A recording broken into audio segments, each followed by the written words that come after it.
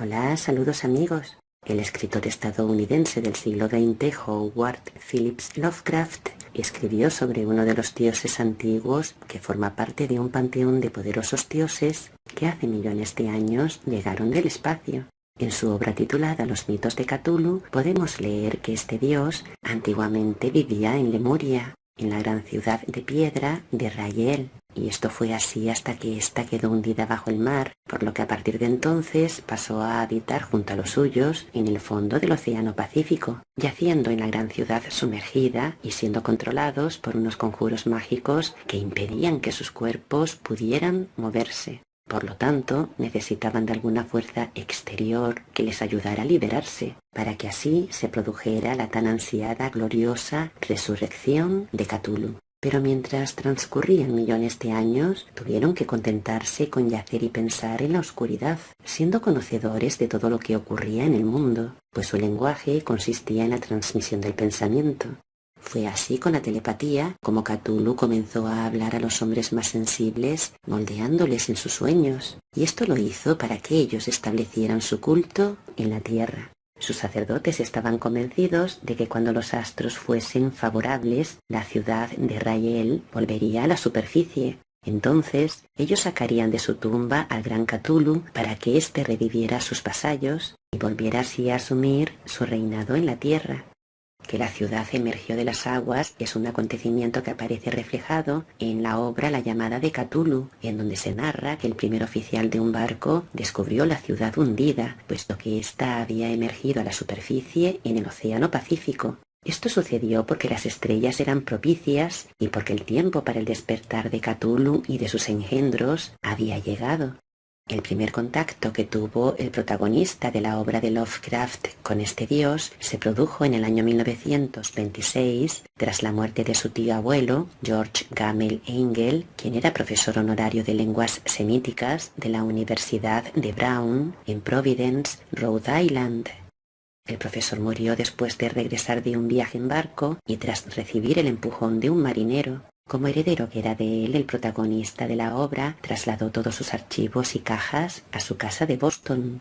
En una de las cajas se hallaba un bajorrelieve de arcilla, notas escritas por el profesor, así como fragmentos y recortes de viejos periódicos. Los recortes de periódicos aludían principalmente a casos de alienación mental y crisis de demencia colectiva que se habían producido en la primavera del año 1925. El bajorrelieve era un rectángulo de 2 centímetros de espesor y unos 30 o 40 de superficie que contenía la imagen de un humanoide en cuclillas, con cabeza de pulpo, cuerpo de dragón, alas escamosas y un pedestal con jeroglíficos. La mayor parte de los dibujos parecían ser alguna especie de escritura jeroglífica sobre la que se encontraba una figura que parecía una especie de monstruo de cuerpo escamoso, provisto de alas, con cabeza pulposa y coronada de tentáculos. El documento más importante que encontró era un manuscrito que se hallaba encabezado por las palabras «El culto de Cthulhu», las cuales se hallaban escritas en caracteres de imprenta. El manuscrito relataba que el día 1 de mayo de 1925, un joven escultor visitó al profesor portando el bajorrelieve para que éste le ayudara a descifrarlo. Lo había hecho la noche anterior, mientras soñaba con extrañas ciudades ciclópeas de enormes bloques de piedra y gigantescos monolitos. El joven continuó teniendo sorprendentes visiones nocturnas de construcciones ciclópeas de piedra, húmedas y oscuras, y también de una voz o inteligencia subterránea que gritaba una y otra vez. De las profundidades de la tierra, de algún punto indeterminado, venía una voz que decía «Cthulhu Ftang», pero los dos sonidos que se repetían con más frecuencia eran los representados por las palabras Cthulhu y Raziel. Tiempo después, el joven enfermó de una fiebre de origen desconocido después de despertarse gritando en medio de la noche con extrañas imágenes que no solo incluían una repetición de los sueños anteriores, sino también una criatura gigantesca que caminaba o se movía pesadamente. Entre las notas manuscritas del profesor también había innumerables relatos de curiosos sueños de diferentes personas, así como citas de libros y revistas, como la obra de Scott Elliot titulada Historia de la Atlántida y la Lemuria perdidas. Multitud de notas describían lo que habían soñado diversas personas en el mismo periodo en el que el joven tuvo sus extrañas revelaciones.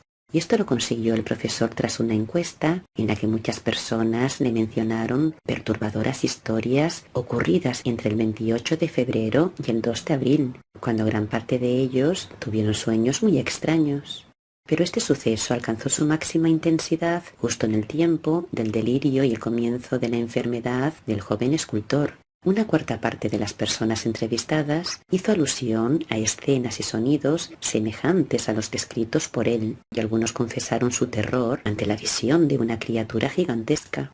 Un hombre que se hallaba inclinado al ocultismo y la teosofía se volvió completamente loco y murió meses después gritando que lo salvaran de algún escapado habitante del infierno.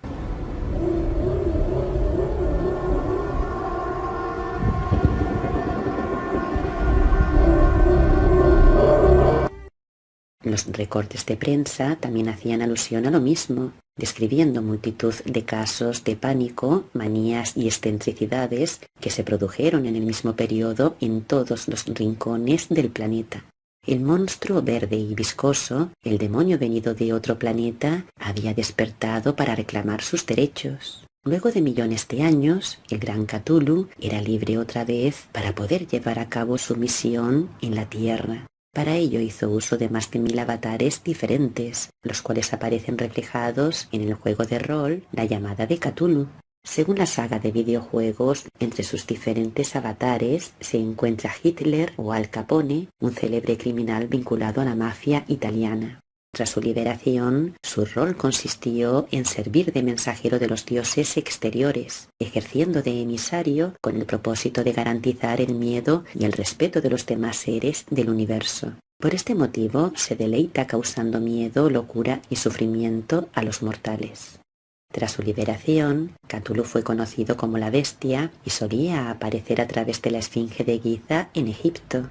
Fue él quien creó la Hermandad del Faraón Negro, ejerciendo también como el hechicero, un brujo que aparece con la forma de león gigante, con cabeza humana y tocado egipcio. También es el Buda Negro, venerado por muchos budistas de la Hermandad del Loto Negro, o el Demonio Negro, contactado por los estudiantes de las artes oscuras. En la Cábala se le conoce como Samael y es portador de muerte y destrucción. Es una realidad que Cthulhu puede adoptar la apariencia física que desee, como la de un horrible gigante cuando aparece en los bosques del norte de América, o la de un hombre con cuernos de ciervo al que tan solo se puede ver bajo el efecto de ciertas drogas alucinógenas. Los celtas lo veneraban con este aspecto, y en Inglaterra tiene la apariencia de un hombre con pezuñas, siendo adorado por las brujas e invocado en sus aquelarres. En Asia es conocido como el mensajero nocturno y aparece con forma de cuerpo humanoide, de piel gris y seca, con 3 tentáculos saliéndole de la barbilla y alas de murciélago. Por este motivo, por las alas de murciélago, también es conocido como el padre de los murciélagos o el señor de Arkham. Y en todo el mundo es el ojo que todo lo ve, un ojo que es representado dentro de un triángulo. En la obra titulada Tesla Nyarlathotep se le presenta como un hombre alto, con artefactos extraños en sus manos, el cual embauca y conduce a las masas hacia su perdición. Una especie de conferenciante ambulante que realiza espectáculos públicos en los que extiende el terror y la discusión, llevando a cabo experimentos extraordinarios con aparatos científicos y eléctricos. Nyarlathotep tiene gran cantidad de seguidores con los que se cita en lugares solitarios de ruinas ciclópeas bajo las cuales vastas escalinatas descienden hacia abismos que llevan a otras regiones del tiempo y el espacio. A veces puede otorgar privilegios a sus seguidores, pero cuando lo hace suele ser con una segunda intención, habitualmente perversa. En una carta que el protagonista de la obra de Lovecraft escribió en 1921 a su amigo Reinhard Kleiner, mencionó el primer contacto que tuvo con Nyarlathotep a través de un sueño que le sirvió de base para su poema titulado Nyarlathotep. En el sueño se vio recibiendo una carta de su amigo Samuel Loftman, la cual decía así: «No dejes de ver a Nyarlathotep si vienes a Providence. Es horrible, más horrible de lo que te puedas imaginar, pero maravilloso. Te atrapa durante horas. Todavía tiemblo al recordar lo que me mostró. Cuando recibió esta carta, ya Nyarlathotep se encontraba en Providence, y algunas personas le habían hablado de sus horrores, advirtiéndole para que no se acercara a él. Pero la carta de Lothman había terminado por decidirle. Podemos leer lo siguiente. Mientras dejaba la casa, vi multitudes de hombres pululando en la noche, todos susurrando y dirigiéndose en una dirección. Les acompañé temeroso pero fascinado por acudir a ver y oír al gran oscuro e impronunciable Nyarlathotep. En cuanto a su aspecto físico, Lovecraft lo describió como un hombre alto y oscuro, con la apariencia de un faraón egipcio, el cual vaga por la tierra, reuniendo legiones de seguidores, mediante sus milagros y sus extraños artefactos. Sus seguidores terminan perdiendo la conciencia del mundo que les rodea, algo que le sucedió al protagonista de esta obra, ya que la historia termina con el propio narrador convirtiéndose en un soldado del ejército de Nyarlathotep. Sobre el primer contacto que tuvo el protagonista de la obra con él, podemos leer lo siguiente. No recuerdo claramente cuándo comenzó, pero fue hace meses. La tensión general era horrible. A una temporada de agitación política y social se agregó una extraña y melancólica sensación de espantoso peligro físico. La gente andaba con rostros pálidos y preocupados, susurrando advertencias y profecías que nadie se atrevía a repetir o reconocer que había oído. Un sentimiento de culpa monstruosa se apoderó de la tierra. Hubo una alteración demoníaca en la secuencia de las estaciones, ya que el calor otoñal persistía aterradoramente. Fue entonces cuando Nyarlathotep salió de Egipto. Parecía un faraón y dijo que había surgido de la oscuridad de 27 siglos. Era moreno, esbelto y siniestro, siempre comprando extraños instrumentos de vidrio y metal y combinándolos en instrumentos aún más extraños. Hablaba mucho de las ciencias, de la electricidad y la psicología, y daba exhibiciones que dejaban boquiabiertos a sus espectadores mientras elevaban su fama a una magnitud superior.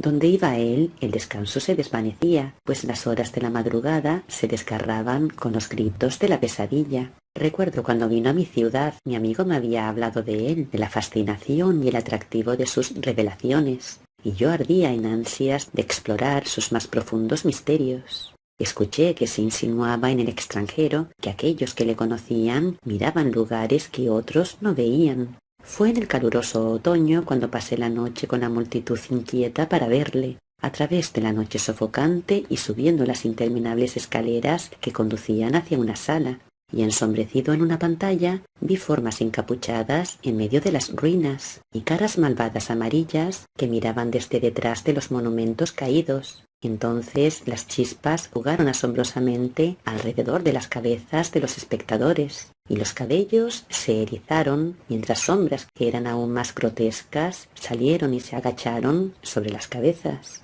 Y cuando yo mascullé una temblorosa protesta sobre la impostura y la electricidad estática, Nyarlathotep nos empujó a todos, bajando las vertiginosas escaleras. Grité en voz alta que no tenía miedo, y otros gritaron conmigo por consuelo. Cuando las luces eléctricas comenzaron a desvanecerse, maldijimos a la compañía una y otra vez y nos reímos de las extrañas caras que habíamos hecho. De esta manera, amigos, es como terminó de forma patética su exhibición de aparatos eléctricos. Era así como pretendía engañar a la gente haciendo uso de aparatos eléctricos. Esto me hace concluir que Cthulhu ya no engaña a nadie y que sus estrategias están siendo desveladas. Por lo tanto, estamos hablando de un dios fracasado, de un Cthulhu o un Nyarlathotep que, aunque lo intentó durante décadas, durante siglos, es más, durante millones de años, siempre resultó vencido. Hasta pronto, amigos.